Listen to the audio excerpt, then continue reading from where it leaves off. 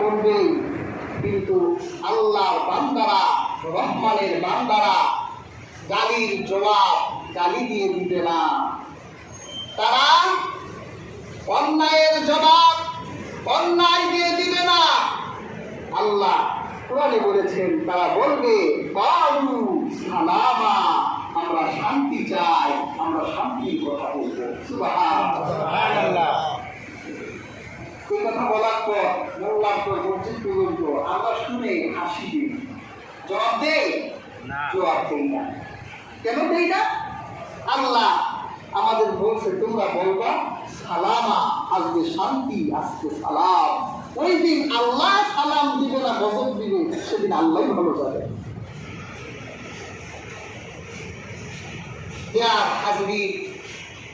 আমরা শান্তি চাই, আমরা সালাম চাই।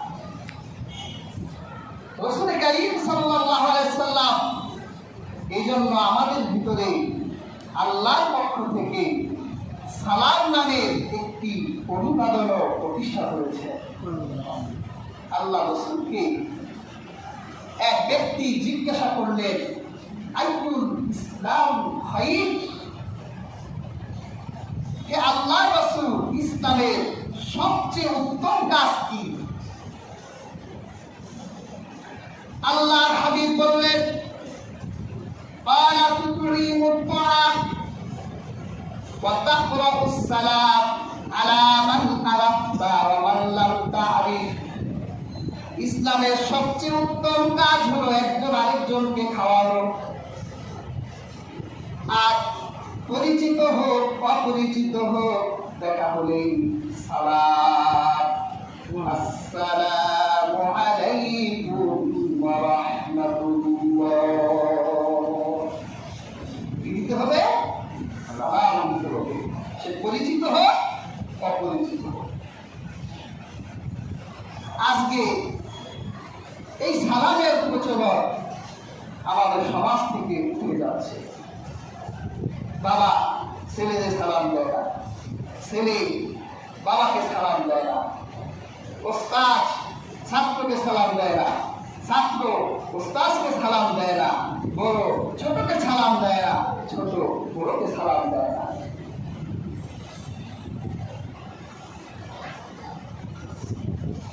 অথচ কুরআনে আল্লাহ বলেছেন, তোমাকে যদি কেউ সালাম দেয় তুমি তার থেকে উত্তমভাবে জবাব দাও। সুবহানাল্লাহ।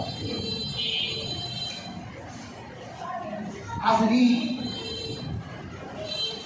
সমাজ থেকে সালামের প্রচলন উঠানো যাবে না, সবাই সবাইকে সালাম দিবে। আমি শুনি আমার ব্যাপারে একটা তহমত আছে, আমি পরে অনেককে সালাম দিই না।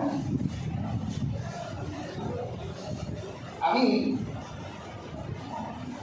অনেক কষ্ট করে পড়াশোনা করেছি, আমার আব্বা হালাল পয়সা দিয়ে পড়াশোনা করেছে। আমাদের মায়ের ফ্যামিলিতে কোটি কোটি টাকার মালিক আছে, আমাদের পড়াতে চেয়েছে। আমার আব্বা আমাদের অনেক কষ্ট করে পড়াশোনা করিয়েছে, প্রায় 24-25 বছর ধরে পড়ি, ডবল মাস্টার্স করছি। তা আমি জানি না যে কাকে সালাম দিতে হবে আর কাকে সালাম দিতে হবে না। রাসূলুল্লাহ হাদিস পাকে বলেছে,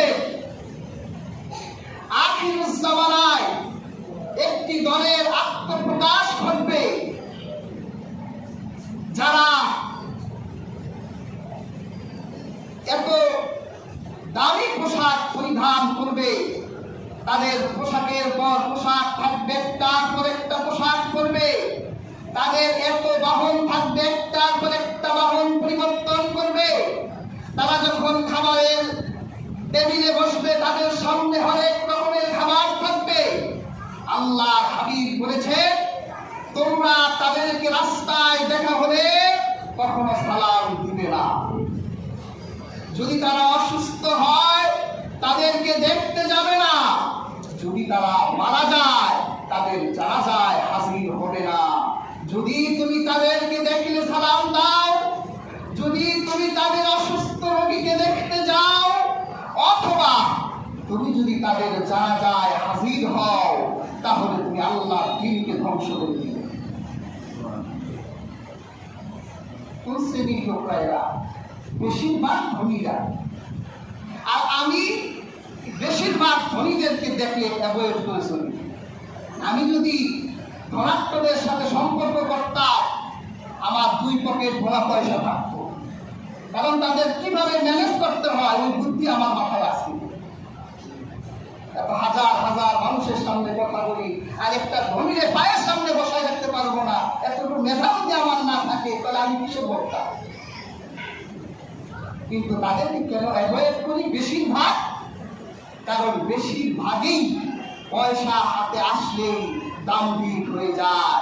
তারা সালাম দেয় না, মানুষকে মানুষ মনে করতে চায় না, গরিবের সাথে বসতে চায় না।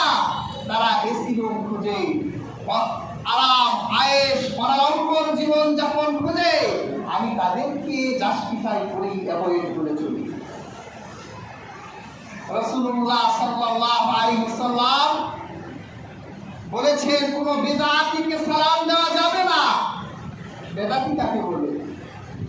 যে ইসলামের বিধান যে আল্লাহ পাক ইসলামে দিয়েছে, এই বিধানগুলোর সাথে বাড়ায় কমায়, এরকম অনেক লোক আমাদের সমাজে বসবাস করে। আর হাজিরিন, এক বেদাতীকে বলতে শুনলাম, সে বলছে যে আমরা তাকে নামাজের জন্য ডাকা হয়েছে, আর সে বলছে আমরা কার পিছনে নামাজ পড়ব। সে বলেছে আমরা কোন মসজিদে নামাজ পড়ব? মসজিদ হারাম, হারামের টাকা দিয়ে মসজিদ বানানো হয়, সুদের টাকা দিয়ে মসজিদ বানানো হয়। কোন ইমামের পিছনে নামাজ পড়ব? সেই ইমামের ভিতরে এই সমস্যা আছে।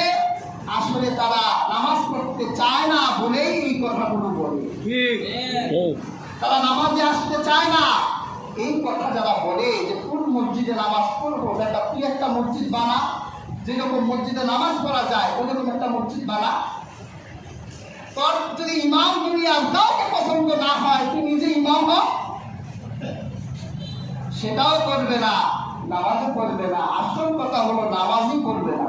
তো যে যার নামাজের ব্যাপারে এত অ্যালার্জি, এই লোক কি মুসলমান থাকতে পারে? এই লোককে তো সালাম তো দূরের কথা, এই লোক সালাম দিলে জবাব দেওয়াও গুনাহ হবে।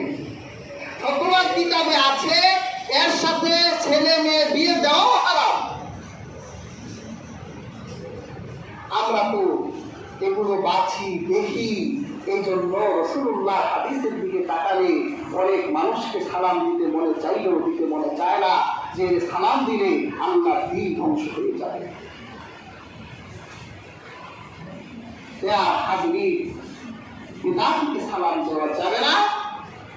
আর যারা বিলাসিতা করে আল্লাহর দ্বীনের কাজ করে না, টাকা পয়সা দুনিয়ার কাজে ব্যয় করে, অর্থবিত্ত আর বৈভব নিয়ে যারা করে থাকে, এরকম ধনাঢ্য মানুষকে সালাম দেওয়া যাবে না। এছাড়া একটি লোক যদি আকাশ পরিমাণ গুনাহের মালিক হয়, আর তার ঈমান যদি থাকে, সে যদি মুসলিম হয়, কত বড় গুনাহগারকেও সালাম দেওয়া যাবে। সুবহানাল্লাহ। কাজেই আমরা সালামের প্রচলন করবো। কাকে কাকে সালাম দেওয়া যাবে না সেটাও বুঝতে হবে আমাদের। না বুঝে উল্টা পাল্টা তহমত দিয়েন না। হাজিরিন, তবে আল্লাহর বান্দারা যখন এইরকম টিকা টিপ্পনির শিকার হয়ে যায়, ব্যাড কমেন্টের শিকার হয়ে যায়, তখন আল্লাহ বলেছে তোমরা বলো পারু সালামা, তোমরা শান্তির বার্তা তাদেরকে দিয়ে দাও। সুবহানাল্লাহ। আল্লাহ পাক কুরআন কারীমে বলেন ওয়া ইযা সামিউল লাগু